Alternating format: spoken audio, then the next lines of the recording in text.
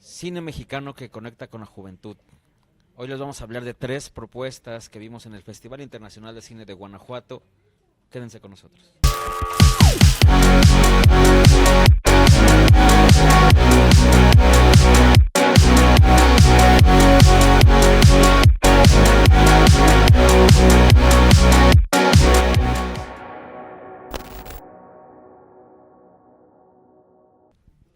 ¿Qué tal, amigos? Soy Ulises Castañeda, su anfitrión en este programa de cine de Clímax en Medio, al que titulamos, y lo vuelvo a repetir cariñosamente, porque sí fue con cariño, Al diablo con la crítica, en el cual estaremos analizando películas que hemos visto en el Festival Internacional de Cine de Guanajuato.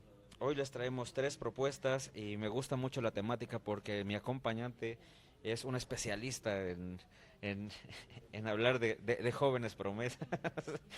Querido Irving, muchas gracias por acompañarme en este segundo programa de lanzamiento, por sumarte a esta aventura y pues, ¿qué te puedo decir? Estamos emocionados. No, pues muchas gracias, Ulises, gracias a ti, a toda la audiencia. Eh, Hablar de cine mexicano siempre es hablar de muchas temáticas, y hablar de cine mexicano con actores jóvenes, niños sobre todo, es problemático. Te puse una trampa. Sí, yo sé, yo sé.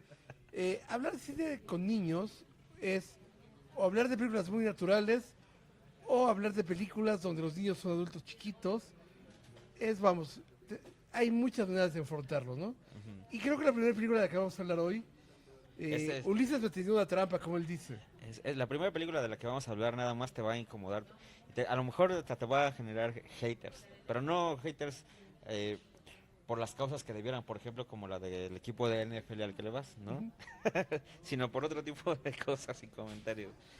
Sí, La, sí. la primera película de la que vamos a hablar ya estuvo participando en otros festivales, se llama No dejes a los niños solos, que es la nueva propuesta que tiene Emilio Portes, uno de los maestros quizás del terror de los últimos años, de este boom que hay en el cine mexicano de grandes propuestas de cine de terror. Y ahora regresa, pero con unos niños protagonizando su nueva película. Estos niños, como dice la película, no dejes a los niños solos. Justamente se trata de cómo una mamá deja a estos chavitos en su nueva casa para atender justamente algunos asuntos pendientes que tienen que ver con el lugar en donde están. En el transcurso y desarrollo de la película, estos hermanos se comportan como unos típicos hermanos mexicanos chavitos en el que se odian y compiten por buscar quién es el favorito, pero sin embargo, conforme van pasando las cosas, va subiendo de intensidad la relación y se va sumando con cosas, indicios raros que van pasando alrededor de toda la historia. ¿Cuál es el primer comentario que tienes al respecto, querido Irving? Así como la ven de Ulises, pareciera que estamos ante la mejor película mexicana de terror del año. Pero no lo crean. ¿Sí? Eh, Hay otras de... no dejes a los niños solos. Si bien tiene un guión muy interesante y tiene una hechura bastante bien lograda, a mi gusto de vista, tiene dos grandes problemas, que son los dos niños protagonistas. Dos niños que no son nada naturales en pantalla, dos niños que se sienten todo el tiempo dirigidos a llevarse a esta manera. Si bien el guión es muy inteligente, el guión es muy interesante, y sí retrata esta pelea entre hermanos, y ellos pareciera tener esta conexión, la manera en que ellos se presentan en pantalla es muy falsa, es muy impostada, es poco creíble. Bueno, en mi caso yo difiero con Irving.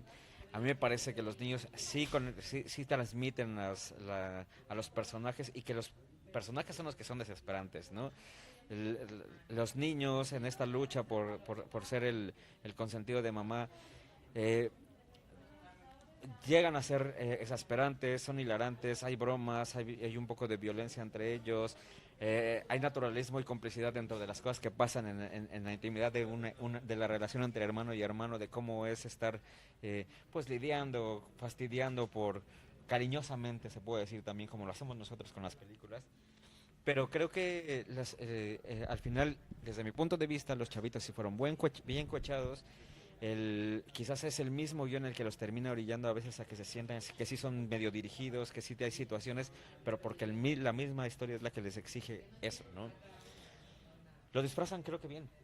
creo lo resuelve bien en el tema de la edición, en el ritmo de la película, en lo esquizofrénico que de repente se vuelve el desarrollo de la historia, que al final utiliza a la angustia y al estrés como su principal herramienta para mantenerte ahí conectado hasta que se despierta el verdadero terror que tiene la propuesta de Deportes esta vez. Una película, en verdad, el título me parece a mí muy interesante, No dejes a los niños solos, porque todos sabemos que en el cine de terror, y sobre todo en el cine mexicano, dejar a los niños solos es sinónimo de problemas. Ujú. Y en este caso yo sumaría este rollo de no dejen a Emilio solo, por favor, que alguien lo esté cocheando de vez en cuando, porque cuando dejan que se extralimite, sabemos que se puede extralimitar. Ajá. Y le pasa creo que en esta película por momentos. Por Ujú. momentos se le siente que se le va de las manos un poco. Ujú. Pero Emilio tiene la capacidad de crear una historia fuerte, de atreverse a llevarla a sus últimas consecuencias. Ujú. Eso se lo voy a reconocer siempre a Emilio. Emilio no es un director que tenga miedo de decir, mi personaje tiene que llegar a tal punto. Lo va a hacer llegar. Ujú. Como espectador te puede choquear, no te puede gustar, pero funciona. Sí, y es que aparte hay momentos de la película que no podemos decir porque no queremos spoilear. Ojalá hubiera oportunidad de hacer programas donde se pudieran ya hablar de ese tipo de momentos cumbre, ¿no? Y momentos climáticos.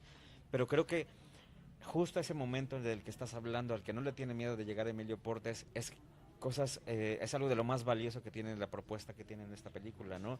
De llevar la atención, de estirar la liga, ¿no? De estirar el momento crucial y de pensar, ¿se atreverá?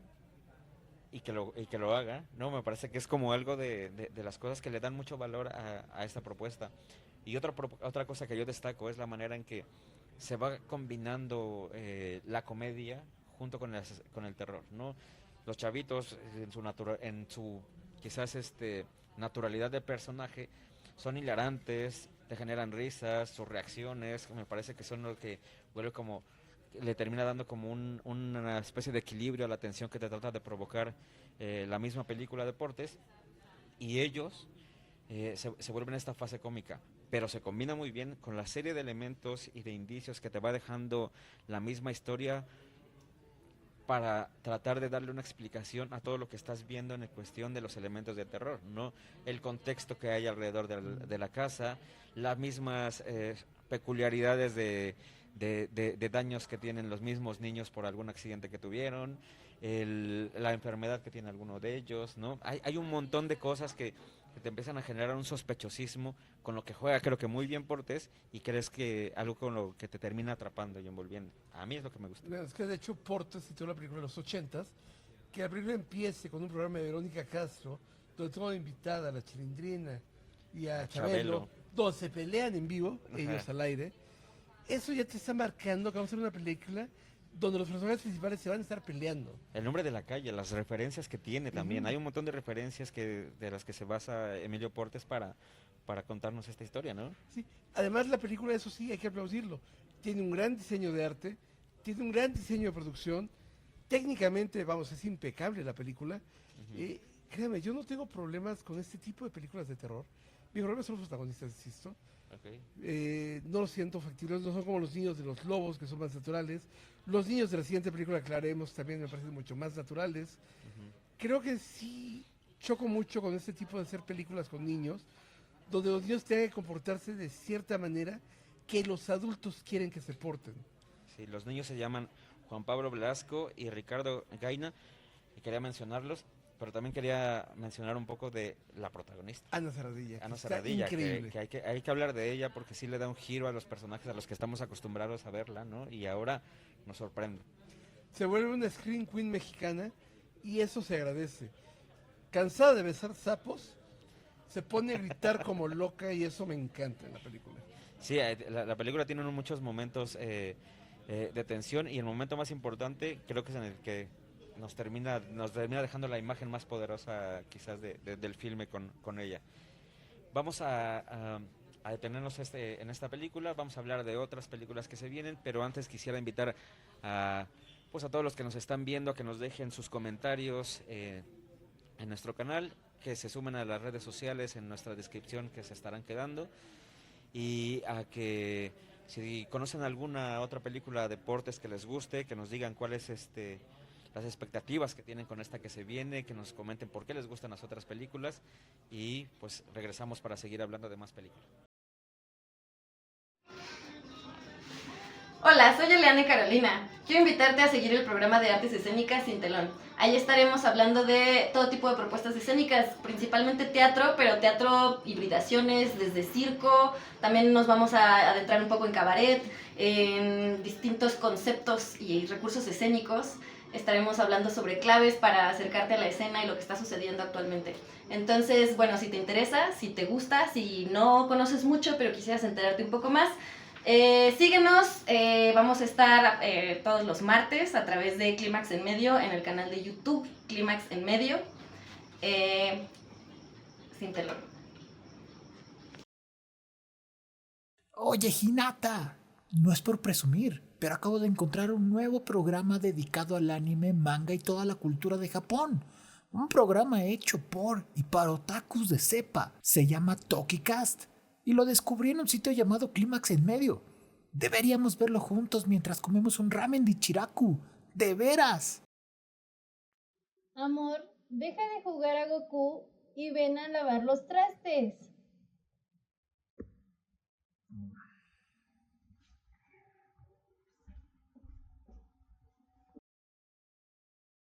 Amigos, ya estamos de regreso para continuar en este programa Al Diablo con la Crítica y ahora nos toca turno de hablar de otra película de niños, pero quizá que tiene como protagonista un niño, más bien, pero que quizás sea la película que más nos ha sorprendido en este festival de Guanajuato, Lepes. Y yo quisiera comenzar con tu primera reacción al momento antes de dar la sinopsis, porque me parece interesante esa parte. Bueno, cuando uno se escucha de Lepes y lee de lo que trata la película, o le comentan de qué trata la película, lo primero que tiene en la mente es, en verdad, otra película de Artemiseria. Ya no, por favor, ya, estoy harto. Pero bueno, película festivalera, vamos a verla. Qué cerrón de boca, en verdad. Una película fresca, espontánea, con gran corazón. Una película que si bien toca temas complicados, lo hace desde las entrañas y lo hace desde el amor. Y eso hace que esta película se vuelva entonces un pequeño faro también para conocer cine del interior de la República y para ver otro tipo de realización. Sí, Lepes es una película que viene de Ciudad Juárez, si no me equivoco, sí, Ciudad Juárez, y nos cuenta la historia de Pedro, un niño que pareciera que está abandonado por su mamá, sin embargo ella se la pasa trabajando todo el día para que él salga adelante. Se la pasa desde muy temprano en la escuela primaria, en donde es cuidado por su maestra, tiene a sus otros niños, compañeros, quizás como viviendo la misma situación que él, donde los papás tardan en llegar a recogerlos, pues porque se la pasan trabajando, y también es cuidado por los trabajadores de una funeraria, en donde especialmente tiene un vínculo con el embalsamador, quien se convierte aparte en una especie de guía y amigo para entender las cosas que le están pasando a él, a la situación en la que está viviendo, pero también para saber cómo lidiar con un primer amor que tiene. Que te digo, no sé si puede ser un buen spoiler decir de quién se trata, de qué se enamora, pero que es algo que nos puede pasar a todos. Yo creo que a todos nos pasa ese primer amor, todos lo tenemos, todos sabemos de quién nos enamoramos cuando vamos a la primaria, Sí. todos sabemos de quién soñamos, qué mis nos gusta, qué mis no nos gusta, todos sabemos esto. Una película donde los protagonistas son 3 niños, principalmente, muy espontáneos, muy agradables, que se comportan como niños, que están despertando al sentimiento del amor también, pero que están en un marco de violencia social muy fuerte, ¿no? Una película en la cual el espectador goza, porque vamos, ríes mucho con ellos, ríes a carcajadas, pero también lloras con ellos. Sí. Lloras a mares con ellos todo el tiempo. Sí, hay algo que me atrajo mucho de la película, que es la naturalidad con que se desenvuelven los personajes y que nos van contando esta historia de amistad, de primeros amores, de tratar de entender una situación complicada, pero lo hacen con mucha ternura. El cineasta tiene como muy buen pulso para manejar los temas más complicados de entendimiento sobre el contexto de violencia, que sin mostrártela, sin ser explícito, porque justamente trata de alejarse de ella, sin ignorarla, ¿no? O sea, no se trata de decir que no existe, sino decir que no es lo más importante, sino que hay más luminosidad en los personajes, que hay más sueños, ¿no? Y que hay cosas más allá de lo que puede ser más opresor en este contexto en el que están viviendo. Específicamente creo que en el desarrollo de la película hay un momento que es el que pues cambia todo, ¿no? Es un momento en el que cambia todo y que creo que da muestra del buen manejo de la narrativa, de cómo sorprender a un espectador dándole giros inesperados, pero también conectando, haciéndolo con sinceridad, con mucha honestidad y con una propuesta narrativa que cautiva, ¿no? Y algo muy importante en Lepes es que regularmente, cuando hablamos de inclusión, se piensa en estas películas woke, donde todo es forzado, todo tiene que ser metido a chaleco. Y aquí estamos en una película que habla de inclusión realmente, y habla de una inclusión tan natural que es orgánica y que la estamos viendo en la película como algo natural en la vida diaria. Es que tal personaje tiene que ser así porque políticamente es correcto. No, es porque es así el personaje. Mira el personaje de Samuel, el personaje de la maestra, el mismo personaje de Pedro, de Noelia, de Chico. Son personajes en verdad muy espontáneos, totalmente inclusivos, tanto físicamente como emotivamente, como narrativamente, y eso para mí lo rescato mucho, porque yo sí estoy harto de estas películas de inclusión barata, donde lo hacen para quedar bien con un sector poblacional, y aquí no, aquí lo hacen para quedar funcional con la historia. Sí, porque al final terminan siendo como parte del retrato de la identidad de lo que se está viviendo en Juárez. Por ejemplo, el personaje de Samo, que también tiene un destello para ampliar para tocar el tema de la diversidad sexual, lo hace de una forma natural, e incluso rindiendo casi un homenaje no dicho, ¿no? Al tema de Juan Gabriel, ¿no? Lo que se ve no se juzga, o no se pregunta, ¿no? También, ¿no?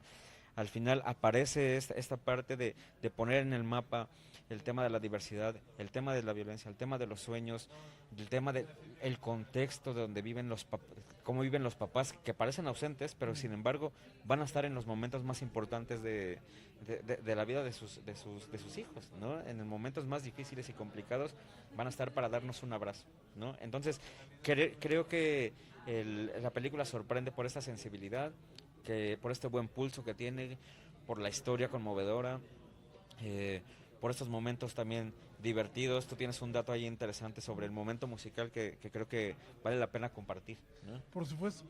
Pedro tiene sueños vividos y tiene una ensoñación de un baile en la cancha de básquetbol, donde el director nos comentaba que las niñas y los niños están vestidos como los entierran, ¿no? Él ya al final de cuentas termina empapado del ambiente de la funeraria y eso lo lleva también a sus fantasías, pero no lo hace con un morbo de la muerte, sino como algo natural, un proceso natural en el que podrían ser ellos inmersos y en el que él mismo está inmerso en ese momento. Que las chicas vistan como princesas o ellos como pajes, tiene que ver con esa manera en que los entierran, ¿no? Y eso también tiene una cuestión de filosofía ante la vida. Porque la vida, y eso nos enseña en la película, la vida puede ser muy dolorosa, pero la vida no puede acabarse con la muerte. La vida tiene que seguir con todo lo que tiene que hay. Sí, yo quisiera mencionar el nombre del protagonista, que es André Montaño, que es un chavito que nos sorprende. Te digo, estas películas que buscan conectar con la juventud, con los jóvenes. Tenemos nuevos talentos y creo que vale la pena destacarlos. También destaco el trabajo de Melissa Díaz, que es la personaje de la maestra, que es un personaje muy bonito que representa la esperanza, la luz en medio de un contexto difícil, las aspiraciones, ¿no? a las que todos anhelamos pues, luchar en los contextos quizás más adversos. Ella representa eso, representa muchas cosas más, ¿no? Su personaje de hecho se llama Paloma, ya también es un simbolismo muy bonito. Y destacar también que la película también tiene momentos musicales interesantes. Quizás hubiera faltado ahí un tema de Juan Gabriel que puede ser muy costoso tenerlo, pero sí tenemos ahí algunos figuras como Kerigma, como Juguete Rabioso, ¿no? Que creo que vale la pena destacar. Sí, no, o sea, la música de la película es importante. El tema de Tu amor mate, Juguete Rabioso, se vuelve un leitmotiv en la película muy importante. Y también es importante destacar que la música original es de Luke Ortega, que escribe como 6, 7 temas musicales para la película. Uno de ellos, según los créditos, lo canta esta chica que interpreta a Chico, esta Barbaриca. Vamos, es una película con grandes canciones que juega. La secuencia del baile es un baile de la zona, no es un vals, es un baile... Sí, no es de chambelanes de 15 años, ¿no? Es un baile del norte, ¿no? O sea, la música es otro elemento narrativo. Y en ese sentido, en verdad, hay que darle un ojo a este director, hay que estarlo siguiendo, y sobre todo a los actores, vamos. Son actores juveniles y a los que tenemos que mirarlos, porque ellos son el futuro del cine mexicano, un futuro lejos del centro del país, y son actores que van a llegar, yo creo, muy lejos, tienen mucho futuro. Sí.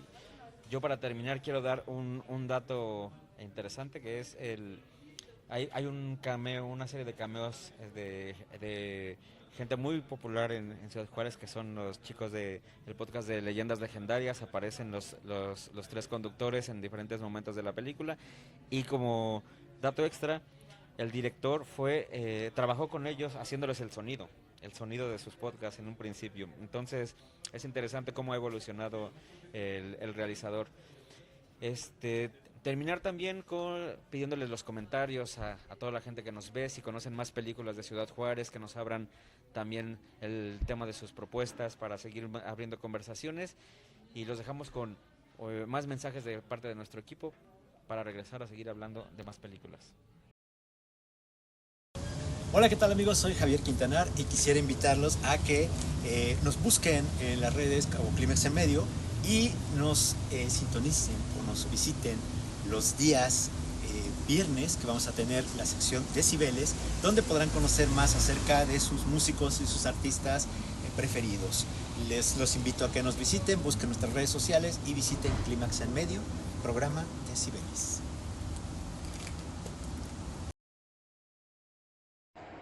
Hola, ¿qué tal amigos? Soy Aarón AJ Navarro y voy a ser su conductor. Los voy a invitar a pasar a la sala de Clímax en Medio con Skip Intro, nuestro programa de series de televisión, donde los voy a guiar por todo este universo de diversos programas históricos, recientes, lo de moda, lo pasado, todos estos temas. Todo en los jueves en Clímax en Medio. Ahí los espero. Nos vemos en la tele y en los medios. Queridos amigos, ya estamos de regreso para seguir hablando de las películas que vimos en el Festival Internacional de Cine de Guanajuato. Hemos ido escalando en las edades de nuestros protagonistas de estas películas. Primero hablamos de los niños de No dejes a los niños solos. Luego hablamos de Lepes, que es otro chavito que está a punto de salir de la primaria. Pero ahora nos vamos a dar un salto más a la adolescencia, más de la prepa, esta última etapa de la prepa que todos tenemos, con Club Perfecto, una película de Ricardo Castro, que es una comedia adolescente sobre un par de amigos que se involucran, después de estar medio peleados a lo largo de toda la prepa, se vuelven a reconectar en esta última etapa para ser cómplices de una aventura traviesa, que es tratar de conseguir los exámenes para poder ellos llegar a la universidad. Pero como no lo pueden hacer solos, se empiezan a arropar de una serie de personajes muy curiosos, raros, diferentes, interesantes, convirtiendo la historia de esta travesura en una historia de amistad muy interesante.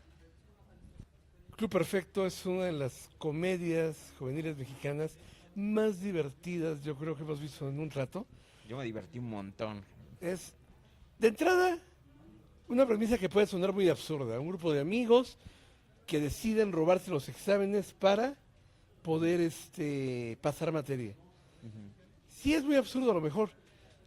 Terminan uniéndose de todos los estratos sociales de la escuela, los inteligentes, los nerds, los de los diseño, galanes, los galanes, todos. Ajá. Pero lo más importante es un detalle que Ricardo nos dice de la película. Esto sí pasó. Ajá, claro. Eso Basada en hechos reales. Basada en hechos reales, y todo, te dice, todo tal cual como pasó, es lo que están viendo en la pantalla, ¿no? A mí lo que me gusta mucho de esta película es que, si bien no busca la naturalidad el realismo y todo esto, ¿no? Justamente, aunque esté basado en hechos reales, no busca este realismo, sí hace que te involucres un montón con los protagonistas, si simpatizas con ellos, con sus fantasías, si te hace recordar estos momentos de la primera vez que te enamoraste realmente, ¿no? O que no sé, que creo que es diferente a lo que estábamos hablando con el personaje de Lepes, sino esta sensación de la adolescencia, de la pulsión, de la El deseo atracción, sexual. ajá, del deseo sexual. Te lo transmite bien, cómicamente, sutilmente, amablemente, cariñosamente, pero la construcción de las amistades en un entorno de personajes tan diversos, creo que es una de las cosas que yo mejor me llevo, porque además yo conecto mucho con eso justo en este proyecto que estamos teniendo, ¿no? Todos los que estamos involucrados en el equipo somos muy diversos, pensamos muy distinto, y sin embargo estamos conviviendo y generamos un lazo de amistad muy, pues muy fuerte, ¿no? Entonces, conecto con esa parte, conecto con el humor, me la pasé muy bien, me divertí mucho, eh, pero no es como ese humor burdo, es un humor que me parece que muy bien pensado, ¿no? Aparte es una película, en verdad, es una película, si bien hecha para plataforma, porque va para ViX, la película, es una película que yo creo que cuando los chicos la empiecen a descubrir, se van a identificar con ella. Es una película que no juzga a sus personajes, no los juzga porque fumen piedra, no los juzga porque tengan sexo, no los juzga por estar haciendo trampa en los exámenes. Vamos, el elemento de que sean los adultos de la película, el elemento que más termines odiando, también te recuerda cuando tú eras adolescente y odiabas a tu maestro de cálculo que quería a fuerzas que te aprendieras todo lo que él pensaba que era importante, ¿no? O la directora que quería mantener la escuela perfecta. Es una película de amistad. Club Perfecto en realidad es una película sobre amigos. Es una película de cómo construyes lazos de amistad duraderos. De hecho, lo más interesante es que al final de la película de los créditos, ves cómo Castro le agradece a todos estos amigos de nueva cuenta, ¿no? Al Club de los 7 con el que hicimos esto. Ricardo Castro es un director que desde su primer trabajo que conocemos, que fue Adiós, Adiós, Adiós, ha hurgado en su memoria para llevar las cosas. Adiós, Adiós, Adiós es un retrato sobre la muerte de su madre, muy doloroso. Uno de mis cortometrajes documentales favoritos que he visto.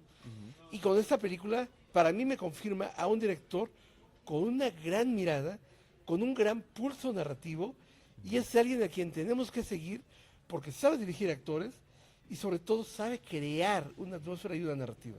Y además creo que sabe que es importante hablar de que hablar de adolescentes es muy complicado, ¿no? La adolescencia siempre ha sido como una una etapa de la vida que es muy difícil de retratar en el cine porque regularmente puedes caer en lo burdo, en lo exagerado, ¿no? Y es muy difícil encontrar justamente este tacto, este pulso sobre las emociones que están viviendo los personajes. Y a mí, por ejemplo, me hizo conectar con otras películas adolescentes como Sopladora de Hojas, no sé si recuerdes, Ánimo Juventud, que me parece que son estas propuestas juveniles de cine mexicano que se habla poco y que necesitamos que en la pantalla lleguen para que la misma gente se involucre con este tipo de historias porque las tenemos, ¿no? En ese sentido, digo, más que Sopladora de Hojas, creo que sí conecta directamente con Ánimo Juventud, completamente. En temática, en narrativa, en personajes. Vamos, el personaje del Tronco, por ejemplo, o de Furia, saludos Octavio, por cierto, son personajes creíbles porque son personajes que conocemos en la vida real. Es gente que conocemos en el mundo real. Y ver esto en pantalla, inmediatamente dices, yo tuve un compañero así, yo tuve un amigo asado. Entonces la película se vuelve entrañable, ¿no? Este personaje que de pronto empieza a traicionar a todos por cuestiones de dinero, o el que empieza a traicionar a todos porque consigue novia y el mundo se vuelve la novia, todos los hemos pasado, todos lo hemos conocido. Todos nos hemos superclavado y hemos dejado por el primer amor, el enamoramiento, ¿no? Y en verdad, o sea, este club donde de pronto el más burro de la clase aprende algo porque terminas aprendiéndolo, al juntarte con el chico más inteligente, vamos, nos habla de otra cosa importante. Películas inclusivas sin ser forzadas. Aquí, por ejemplo, el chico más rico de la clase no es el niño güero de ojos azules, ¿no? Es alguien que puedes ver en cualquier lado de México. Un mexicano normal, típico, es el niño más rico del salón, ¿no? Y no lo ves mal, no lo sientes fuera de lugar. Hasta hecho el personaje de la chica bonita, Ujú. no lo pone como la chica bonita que va a enamorar a todos, sino la parte la tienen con esta parte de que es una de las cabezas intelectuales detrás de toda la travesura, ¿no? O sea, trata de romper también con algunos elementos que estamos acostumbrados a ver, estereotipos que estamos acostumbrados a ver en la pantalla grande, ¿no? Otro detalle, la música. ¿Qué te pareció la música? Ah, es muy divertida. No, Sabe jugar con la música. sabe el jugar director. mucho con la música. Hay momentos de bandas como Flaming Lips que Ujú. Al inicio. al inicio, ajá, que eso me parecía súper chido el detalle, ¿no? De hecho, cuando empezó la película con la música, dije, se le fue la mitad del presupuesto en la canción. Exacto, en los derechos de esa canción. Hay otros momentos también muy importantes en la película. Me parece que también habla de diversos temas. Por ejemplo, esta parte de la relación que tiene el más travieso de los chavos con la mamá, que tiene este contexto de declaración gay, Ujú. ¿no? Hay otros contextos, por ejemplo, de otros personajes secundarios que también me parece que son súper bien llevados, como por ejemplo el guardia, ¿no? Que nunca habla y se vuelve cómplice porque tiene ahí una travesura detrás de todo esto. Y así muchos de los personajes que van acomodándose en la historia terminan teniendo y reforzando todo el camino de lo que nos está proponiendo en la comedia. Que esto es muy interesante porque es una película donde son 7 personajes, todos tienen peso narrativo, a todos los identificas, no es de que de pronto se te pierda alguno, Ujú. tienes a Tinieblas, tienes a tal, tienes a tal, tienes a tal, todos tienen su momento en pantalla, todos se vuelven entrañables, todos se vuelven personajes muy lindos, una de las películas que en verdad cuando llegue a cartelera, llegue a plataformas, tienen que ver. Sí, seguro. Y pues bueno, con esta película terminamos nuestro segundo programa. Muchas gracias por seguir con nosotros. Queremos seguirlos invitando a que se sumen a esta conversación. En este caso, por ejemplo, para este blog, que nos digan más películas sobre historias de amistad adolescente, especialmente del cine mexicano, que tenemos que seguir compartiendo. Aportemos para tener todos pues un mayor abanico de posibilidades que ver y seguir narrando. Y nos vamos a seguir viendo en los siguientes programas. Quédense con nosotros, sigan los demás programas que tenemos en Clímax en Medio. Y pues muchas gracias. Gracias, amigo. Y acuérdense, al diablo con la crítica, ¿eh? La crítica no sirve.